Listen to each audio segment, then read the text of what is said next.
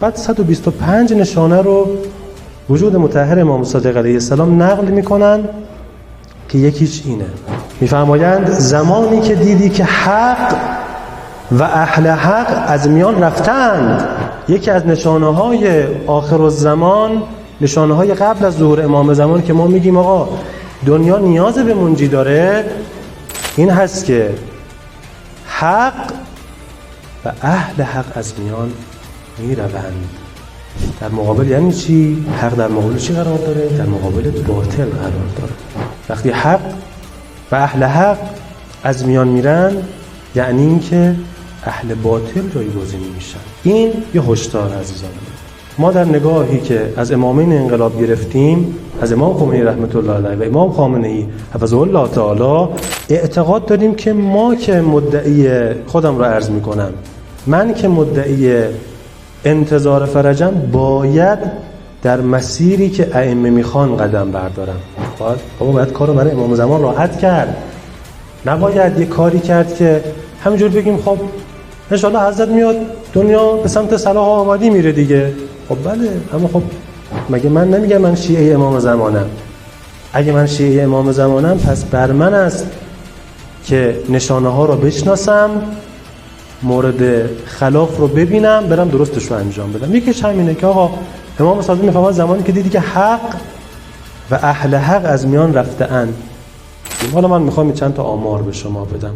سروران عزیز، امروز داشتم نگاه میکردم در یکی از سایت‌های جهانی که آمار بروز رو داره به ما میده، سایت سنجش جهانی یا ورد متر.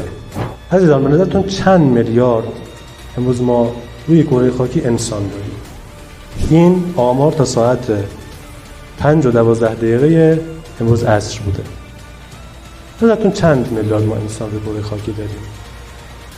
تا اون ساعتی که من بررسی کردم در این سایت که داشت به اصطلاح حالات شمارش هم داشت نشون میداد، چون بالاخره خب ذات و بلد هم وجود داره و همین الان که ما داریم حرف میزنیم عده‌ای به دنیا میان، عده‌ای از دنیا دارن میرن.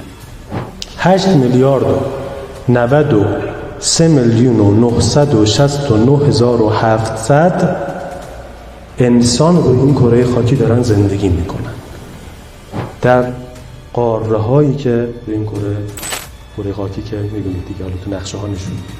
من سوالم اینه، این 8 میلیارد خورده انسان آیا بهره ای از حقیقت دارند؟ آیا با حق آشنا هستند؟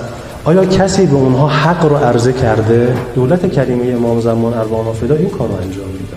امام زمان رو در حد تصورات خودم من نوعی نباید پایین بیارم. امام زمان امام یک جزیره نیست، امام یک کشور هم نیست، امام زمان و امام جهانه، حجت بر عالمین.